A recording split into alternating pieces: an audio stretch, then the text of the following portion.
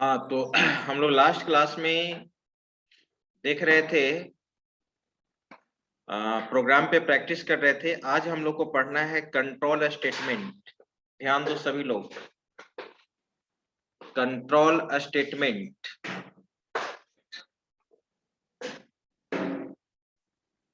बहुत ही important topic programming language का।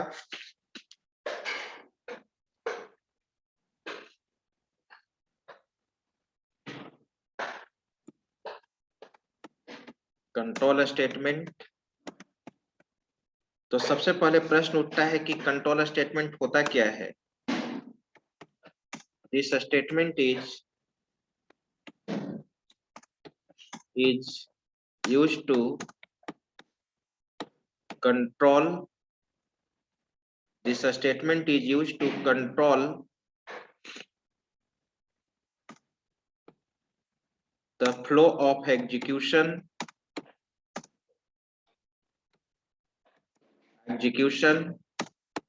of statements in a program, of statements in a program, right?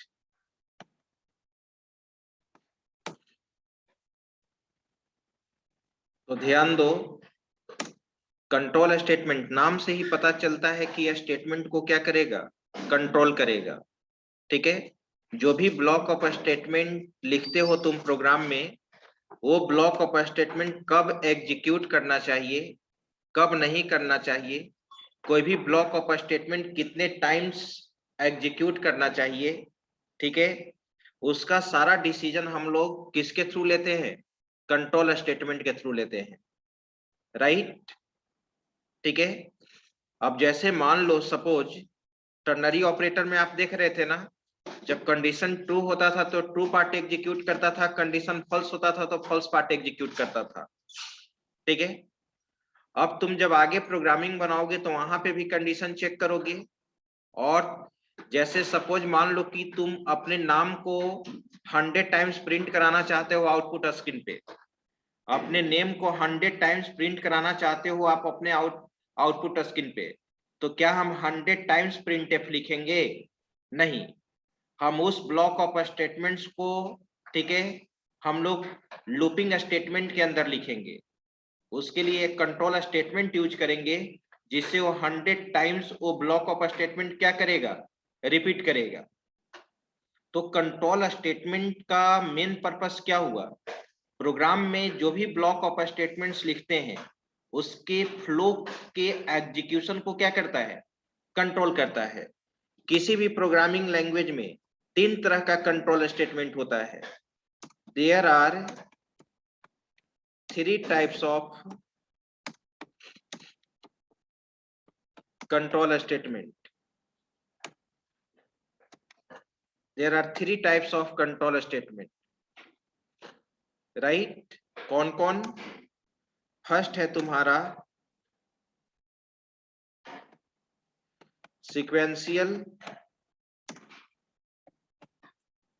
Statement, या इसको बोलते हैं decision making statement, right. Sequential statement, या इसको बोलते हैं डिसीजन मेकिंग स्टेटमेंट, या तुम इसको बोल सकते हो, ठीक है, इफ स्टेटमेंट। दूसरा है तुम्हारा लूपिंग स्टेटमेंट, या इसको कहते हैं इटरेटिव स्टेटमेंट,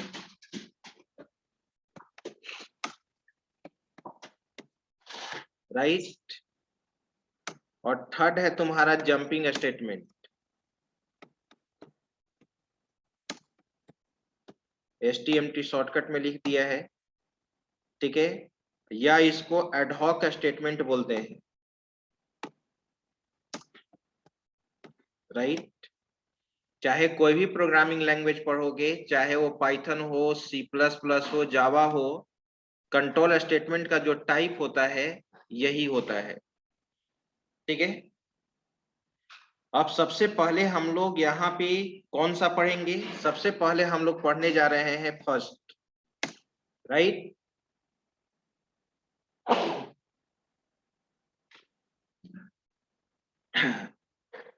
फर्स्ट में हमारा यहाँ पे है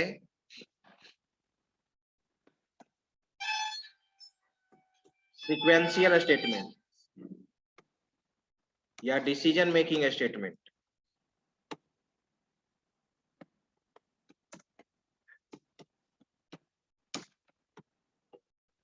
तो डिसीजन मेकिंग स्टेटमेंट क्या होता है? In this statement we can take a decision for executing block of statements. यहाँ पे ब्लॉक ऑफ स्टेटमेंट को एग्जीक्यूट कराने के लिए डिसीजन लेते हैं कि कौन सा ब्लॉक ऑफ स्टेटमेंट कब एग्जीक्यूट करेगा, कब नहीं करेगा। इसका काम है डिसीजन मेकिंग स्टेटमेंट का।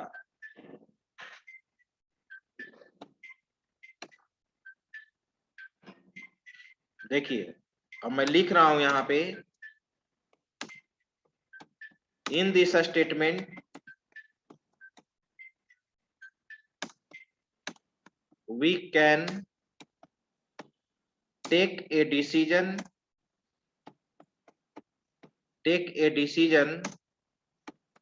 for executing block of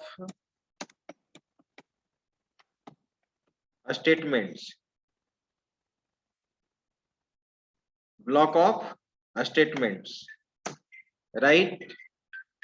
तो डिसीजन मेकिंग स्टेटमेंट में क्या होता है? हम लोग ब्लॉक ऑफ स्टेटमेंट को एग्जीक्यूट कराने के लिए क्या लेते हैं? डिसीजन लेते हैं, राइट। ठीक है, in this case we check a condition. तो कौन सा ब्लॉक ऑफ स्टेटमेंट कब एग्जीक्यूट करना चाहिए, इसके लिए हम लोग क्या करते हैं?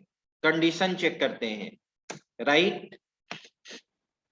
इसका भी टाइप है, there are 5 types of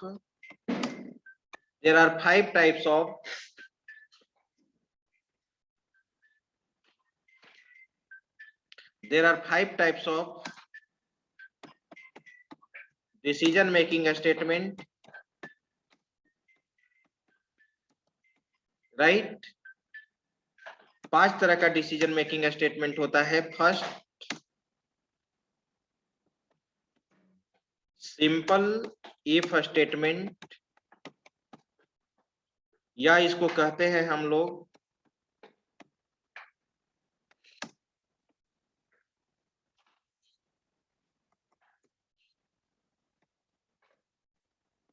alternative statement, right.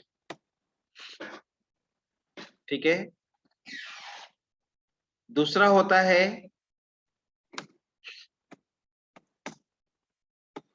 If else statement,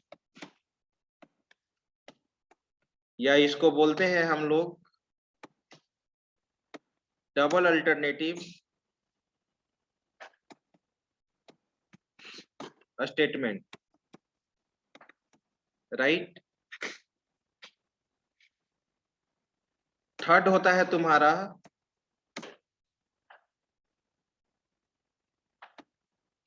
else if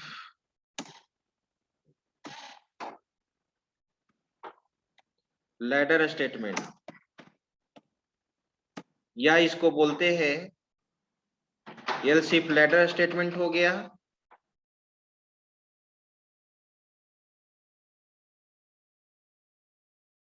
else if ladder statement, 1 minute रुकना।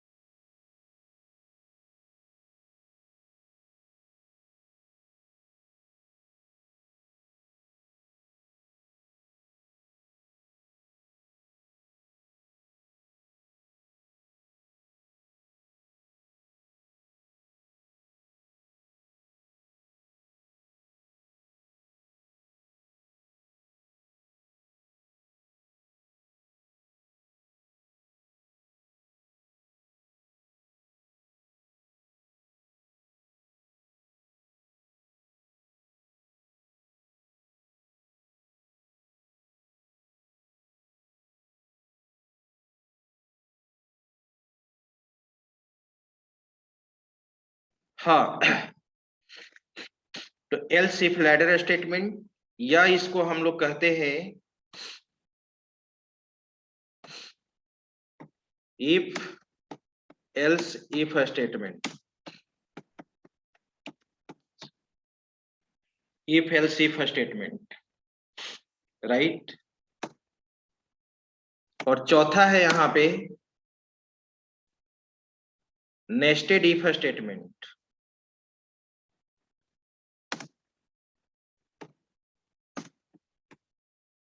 या इसको बोलते हैं हम लोग कंपाउंड इफ स्टेटमेंट।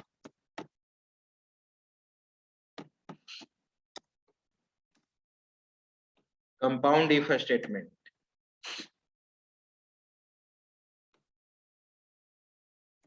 ये है नेस्टेड इफ स्टेटमेंट या कंपाउंड इफ स्टेटमेंट। उसके बाद हम लोग यहाँ पे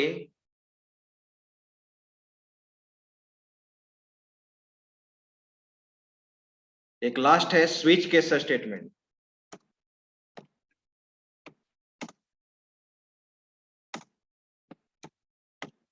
राइट। अब इसमें सबसे पहले हम लोग को डिसीजन मेकिंग स्टेटमेंट का जो 5 टाइप जो मैंने बताया, एक एक करके हम लोग को इसको क्या करना होगा, पढ़ना होगा। सबसे पहले क्या है, फर्स्ट सिंपल इफ स्टेटमेंट। अब यहां पे क्या होगा, इन this statement, in this statement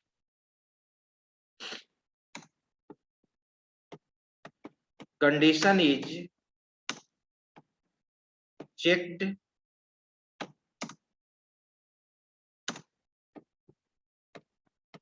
if condition is true, if condition is true then true part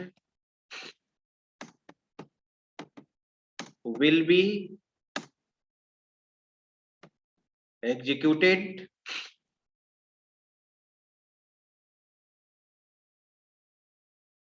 true part will be executed, otherwise no action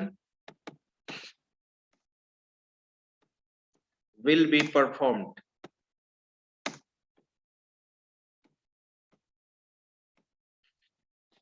ध्यान दो, यहां पे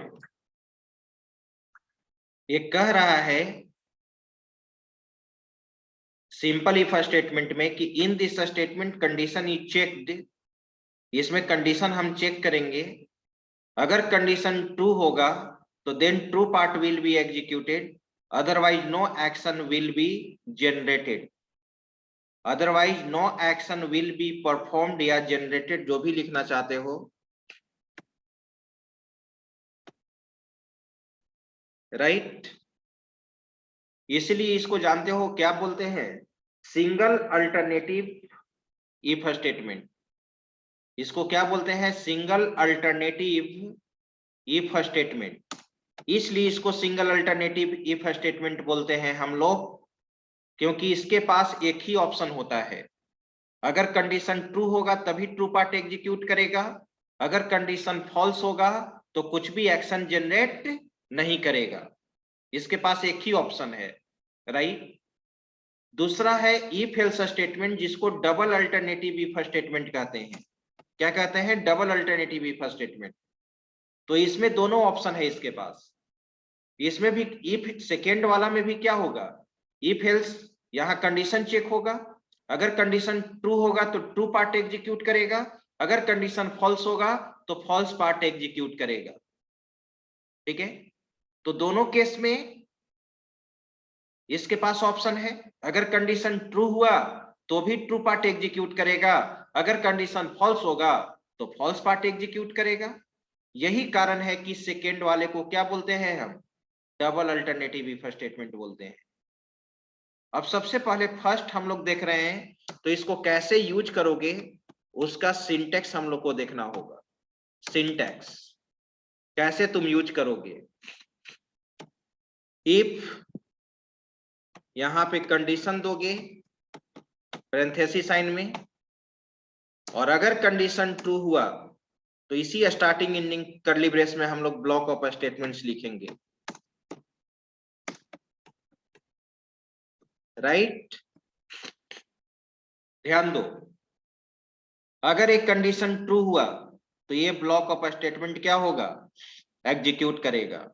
अगर कंडीशन फॉल्स हुआ, अगर कंडीशन फॉल्स हुआ तो ये ट्रू पार्ट एग्जीक्यूट नहीं करेगा, और इसका फॉल्स पार्ट होता भी नहीं है, ये तो सिंगल अल्टरनेटिव है।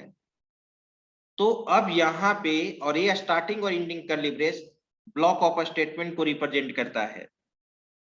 स्टार्टिंग और एंडिंग कर्ली ब्रेस के अंदर ही हम लोग ब्लॉक ऑफ स्टेटमेंट लिखते हैं। देखते हो मेन के अंदर जो वॉइड मेन है, तो मेन के अंदर जो आप स्टार्टिंग एंडिंग कर्ली ब्रेस में ही ना ब्लॉक ऑफ स्टेटमेंट लिखते हैं, उसी तरह से इफ के अंदर भी हम लोग स्टार्टिंग एंडिंग कर्ली ब्रेस में ही क्या लिखेंगे, ब्लॉक ऑफ स्टेटमेंट्स लिखेंगे, राइट। अब आगे आ जाओ, इस सिंटेक्स का एग्जाम्पल ध्यान देना। अगर किसी नंबर को चेक करना है कि वो नंबर इवन है या ऑड है, किसी नंबर को चेक करना है कि वो नंबर इवन है या ऑड है, तो मान लो कि n में वैल्यू हम क्या इनपुट कर दिए 10, और इसको चेक करना है कि ये इवन है या ऑड, तो इफ n रिमाइंडर मोड 2, अगर 2 से डिवाइड करने के बाद रिमाइंडर क्या मिले,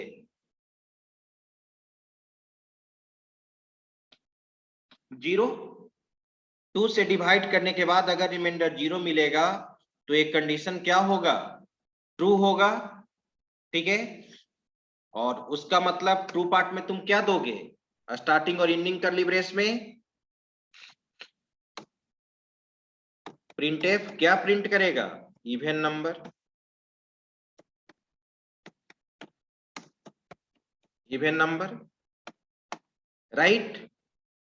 देखो तो n का वैल्यू 10 है, 10 को 2 से डिवाइड करो, 2 से 10 को डिवाइड करेंगे तो रिमाइंडर क्या मिलेगा, 0। मोड ऑपरेटर क्या रिटर्न करता है, रिमाइंडर। यस, कंडीशन ट्रू है। जब कंडीशन ट्रू है तो ट्रू पार्ट एग्जीक्यूट करेगा, तो मैसेज क्या फ्लैश आउट होगा, इवन नंबर। लेकिन यही n में वैल्यू अगर 13 रहता तो 13 मोड 2 इक्वल्स टू 0, क्या 2 से 13 को डिवाइड करेंगे तो रिमाइंडर 0 मिलेगा, नहीं 1 मिलेगा। तो कंडीशन क्या हो गया, फॉल्स। तो जब कंडीशन फॉल्स होगा तो क्या ये ट्रू पार्ट एग्जीक्यूट करेगा, नहीं। तो मैंने डिफिनीशन में क्या लिखा था, अगर if condition is true then true part will be executed, otherwise no action will be generated. अगर कंडीशन फॉल्स होगा तो कुछ भी एक्शन जनरेट नहीं होगा। तो इसमें क्या करना होगा, सिंगल अल्टरनेटिव है, तो फिर हम लोग को एक और कंडीशन देना होगा ऑड के लिए भी, if n mod 2 equals to 1, किसी भी नंबर को अगर वो नंबर इवन है तो 2 से डिवाइड करोगे तो रिमाइंडर 0 मिलेगा। अगर वो नंबर ऑड है, अगर वो नंबर ऑड है और 2 से तुम डिवाइड करोगे तो रिमाइंडर ऑलवेज क्या मिलेगा, 1 मिलेगा। अगर एक कंडीशन ट्रू हुआ तो प्रिंटफ में क्या दे दिए, ऑड नंबर। एक चीज और मैं यहां पर बताना चाहता हूं, एक चीज और ध्यान दो, ये यहाँ पे हम स्टार्टिंग और एंडिंग कर्ली ब्रेस दिए हैं, ये देख रहे हो स्टार्टिंग और एंडिंग कर्ली ब्रेस, इसमें मैंने स्टार्टिंग और एंडिंग कर्ली ब्रेस नहीं दिया। तो एक चीज हमेशा याद रखना, एक चीज आपको हमेशा याद रखना है, अगर किसी भी कंट्रोल स्टेटमेंट में, चाहे इफ हो चाहे आगे तुम लूपिंग यूज करोगे, अगर एक ही स्टेटमेंट है, अगर एक ही स्टेटमेंट है तो हम लोग स्टार्टिंग एंडिंग कर्ली ब्रेस दे भी सकते हैं, नहीं भी दे सकते हैं। अगर एक से ज्यादा है, अगर एक से ज्यादा ब्लॉक ऑफ स्टेटमेंट है, तब स्टार्टिंग और एंडिंग कर्ली ब्रेस देना क्या है, मैंडेटरी है। मान लो कि इसमें एक और रहता प्रिंटफ, यहां पर क्या रहता, ध्यान दो, बैकस्लैश n दे दिए और एक और स्टेटमेंट रहता प्रिंटफ, और यहां पर क्या दे देते, थैंक्स। तो अब यहां पे कितना स्टेटमेंट हो गया, इस इफ के ट्रू पार्ट में कितना स्टेटमेंट हो गया, 2 स्टेटमेंट हो गया। तो अब इसको ब्लॉक ऑफ स्टेटमेंट को इनक्लोज करने के लिए यहां पे स्टार्टिंग और एंडिंग कर्ली ब्रेस देना मैंडेटरी है, लेकिन इसमें क्या है, ऑप्शनल। यहां पे हम लोग दे भी सकते हैं, नहीं भी दे सकते हैं। क्यों नहीं दे सकते हैं, क्योंकि इफ के अंदर क्या है, एक ही स्टेटमेंट है, राइट। ऐसे भी कोई तुमसे देकर पूछेगा, ध्यान दो, प्रिंटफ, और यहां पर मैंने क्या दे दिया, थैंक्स। और कोई तुमसे पूछेगा कि आप ये अब मुझे बताइए कि इस इफ का ट्रू पार्ट में कितना स्टेटमेंट है, एक स्टेटमेंट है कि 2 स्टेटमेंट है। और तुमसे ये भी पूछेगा कि इस इफ के ट्रू पार्ट में कितना स्टेटमेंट है। तो इसमें तुमको बताना होगा कि ये 2 स्टेटमेंट है, और 2 स्टेटमेंट है तो स्टार्टिंग और एंडिंग कर्ली ब्रेस देना मैंडेटरी है, नेसेसरी है। लेकिन इसमें नहीं दिया हुआ है, इसमें नहीं दिया हुआ है तो कंपाइलर क्या समझेगा, इफ के अंदर एक ही स्टेटमेंट है। अगर ये दोनों स्टेटमेंट देना है तो यहां पर भी तुमको स्टार्टिंग और एंडिंग कर्ली ब्रेस देना होगा।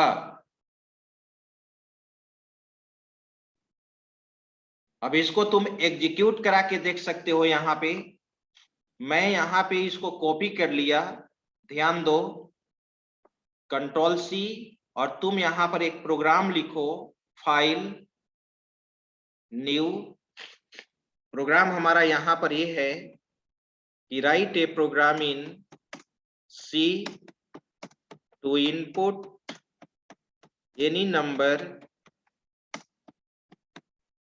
After that check number is even or odd using simple if। Simple if statement के द्वारा इसको बनाना है, राइट। तो देखो कैसे बनाओगे, हैश इंक्लूड, जहां पर पूछेंगे आप बताइएगा, stdio.h void main, स्टार्टिंग और एंडिंग कर्ली ब्रेस, ठीक है।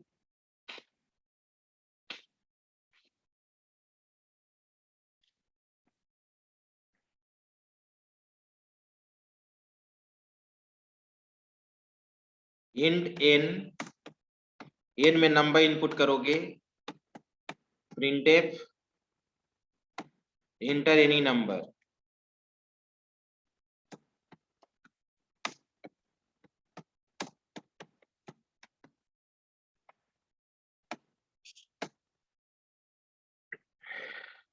scanf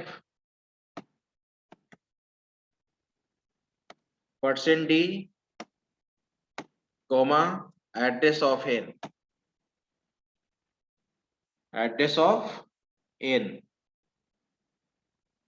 नंबर तो इनपुट हो गया।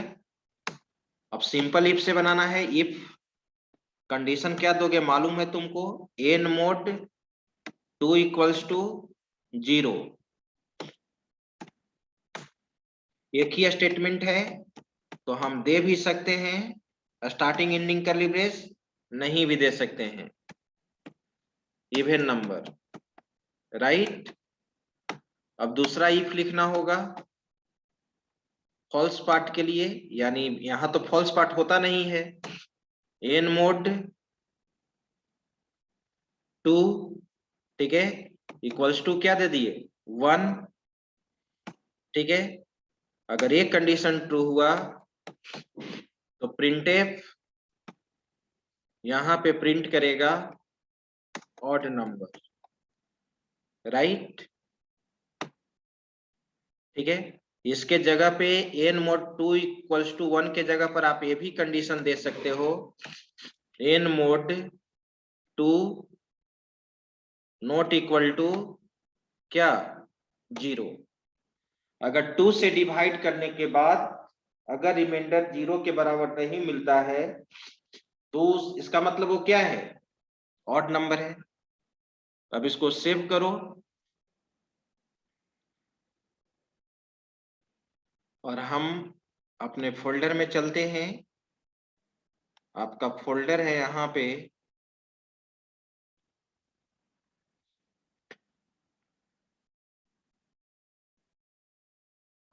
इसको रीनेम सबसे पहले कर देते हैं, थर्ड ईयर लिखा गया है।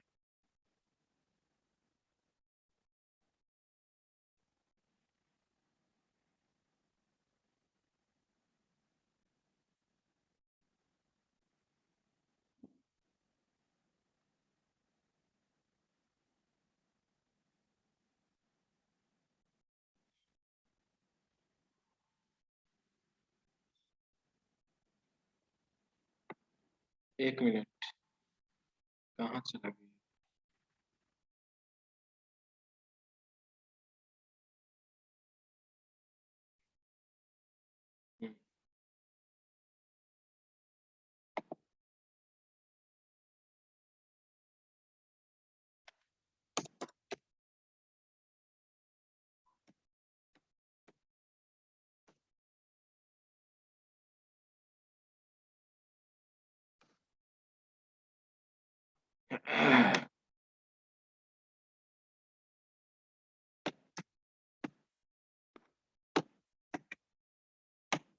राइट, रन करा के देखो।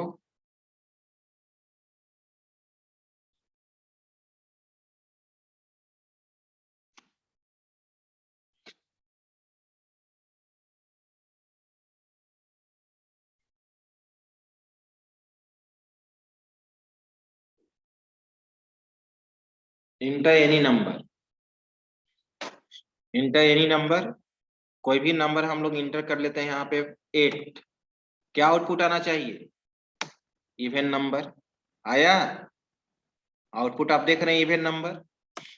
अब एक हम लोग यहाँ पे क्या डाल देते हैं, कंपाइल एंड रन। इस बार मैंने क्या डाल दिया, 15। क्या आएगा, ऑड नंबर। आया ऑड नंबर। अब तुम लोग बताना क्या आउटपुट आएगा यहाँ पर, देखते हैं कौन बताते हैं।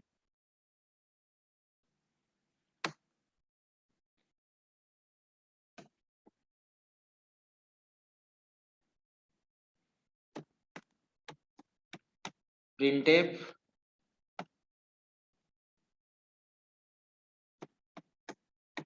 थैंक्स,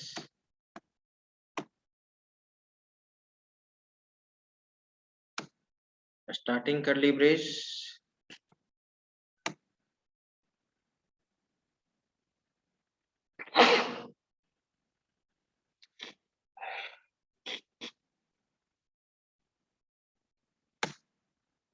ये चीज, राइट।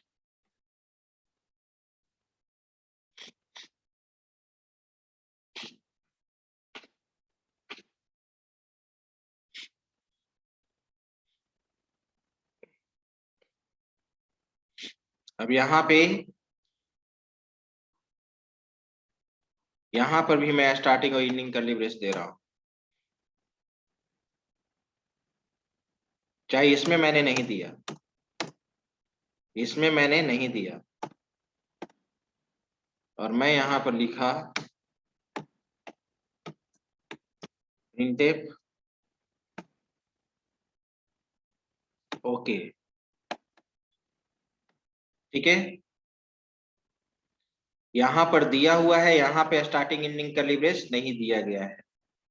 ठीक है, मैं आपको पहले ही बता दे रहा हूं कि मैं वहां इनपुट जो लूंगा वो इनपुट लूंगा 12। तो सोच लो क्या आउटपुट आएगा, हैंड रेज करें जो बताएंगे।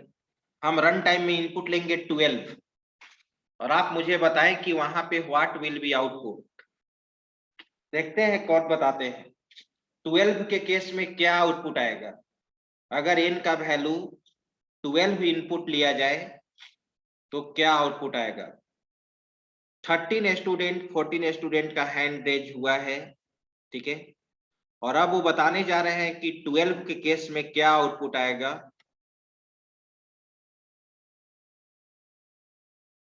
एक ही बार किसी को भी चांस मिलेगा।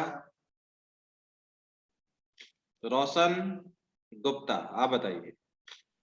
सर इवन नंबर और थैंक्स रहेगा। इवन नंबर और थैंक्स।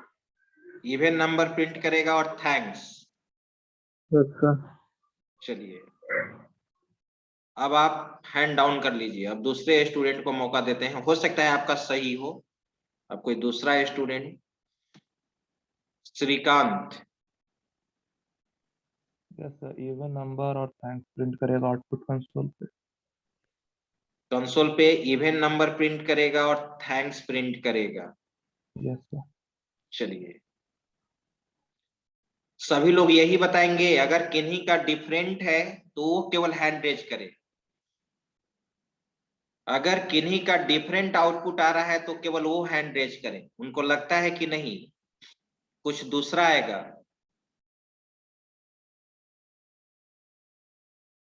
चलिए, अभी भी 3-4 स्टूडेंट का हैंड रेज है, उनको लग रहा है कि दूसरा आउटपुट आएगा। आइए देखते हैं। पवन, बताइए Pavan Kumar. Sir even number thanks और ओके। आपका आवाज क्लियर नहीं आ रहा है। Even number thanks and okay. Very good, very good Pavan Kumar, आपने बिल्कुल सही बताया है। 100% आपका क्वेश्चन सही है। अगर हम 12 इनपुट करेंगे तो कंडीशन ट्रू होगा, तो ये तो दोनों मैसेज आएगा ही, इवन नंबर और thanks, even number and thanks. उसके बाद यहाँ पे एक कंडीशन फॉल्स है। 12 के केस में तो एक कंडीशन फॉल्स है, तो ये ट्रू पार्ट एग्जीक्यूट नहीं करेगा। तो आपको ये मालूम होना ना चाहिए कि ये तो इफ का पार्ट नहीं है, ये तो स्टार्टिंग और एंडिंग का डिब्रेस में नहीं है। ओके, ठीक है, तो ओके भी तो प्रिंट करेगा, ठीक है। गलत हो गया, पवन कुमार का आंसर राइट है। अब सभी लोग हैंड डाउन कर लीजिए। अब मैं एग्जीक्यूट करा रहा हूं, अब मैं एग्जीक्यूट करा रहा हूं और आप देखिएगा यहाँ पे बिल्कुल वही आउटपुट आएगा।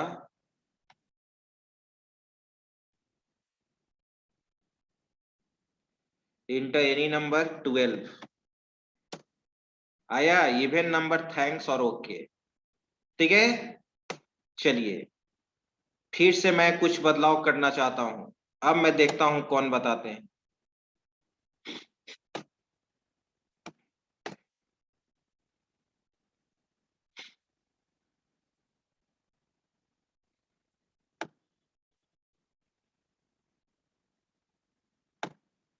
चलिए, देख रहे हैं आप सामने सारा कुछ कोडिंग। अब हम n का वैल्यू 13 इनपुट करने जा रहे हैं। n का value 13, what will be output on the console? Raise the hand. अगर n का वैल्यू हम 13 इनपुट करें, n का वैल्यू अगर 13 इनपुट करें तो व्हाट विल बी आउटपुट, क्या आउटपुट आएगा? चलिए, अब मैं यहाँ पे पूछना चाहता हूं,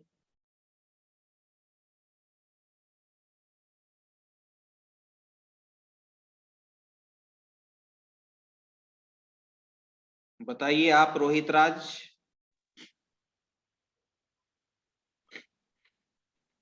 सर थैंक्स आएगा ऑड नंबर और ओके आएगा। थैंक्स आएगा, ऑड नंबर आएगा और ओके आएगा। और अगर किन्हीं का आंसर डिफरेंट है तो हैंड रेज वही करेंगे, बाकी हैंड डाउन कर लीजिए। अगर लगता है कि ये आउटपुट सही बताया है, ठीक है, ये आउटपुट क्या सही बताया है, बताया है थैंक्स प्रिंट करेगा सर, ऑड नंबर प्रिंट करेगा और ओके प्रिंट करेगा। ठीक है, तो आइए देखते हैं। अच्छा, अभी इतने लोग का भी हैंड रेज है, वेरी गुड। तो बताएंगे, कौन बताएंगे इसमें?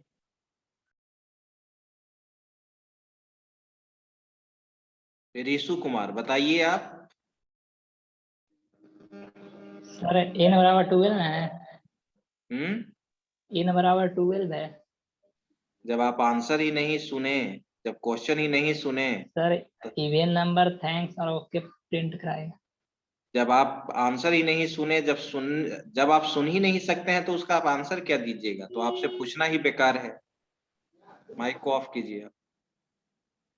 जो बच्चा क्वेश्चन ही नहीं एक बार में सुना समझा। Bharat Kumar, yes sir, odd number print करेगा सर।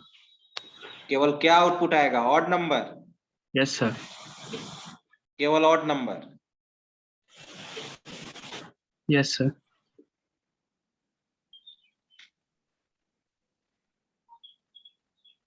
बिल्कुल गलत है। जो फर्स्ट में बच्चा बताया था वही 100% राइट है। हैंड रेज करो जी, क्या नाम तुम्हारा भूल गए?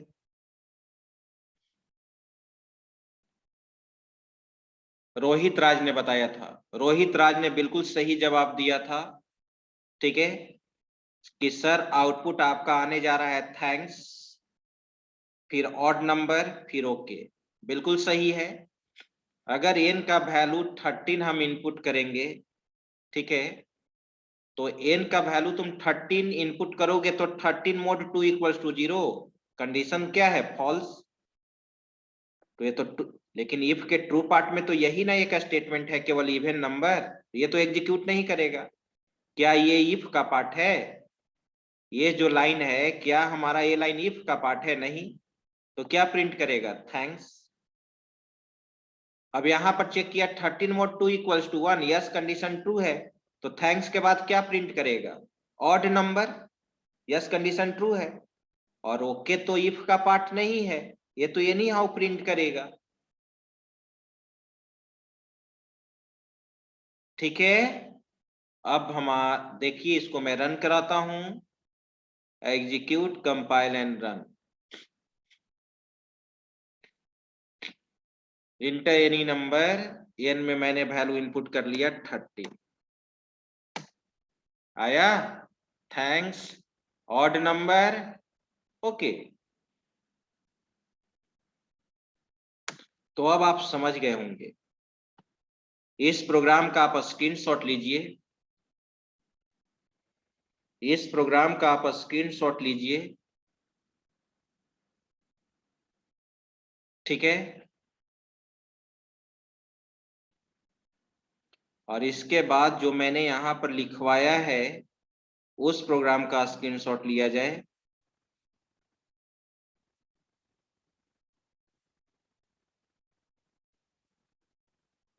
कहाँ इसमें था?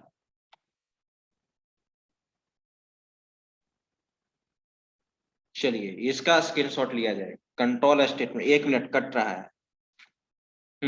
इसका स्क्रीनशॉट लीजिए। ठीक है,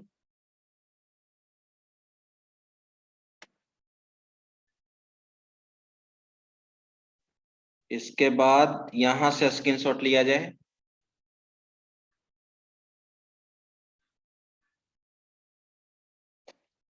इसके बाद ये स्क्रीनशॉट लिया जाए।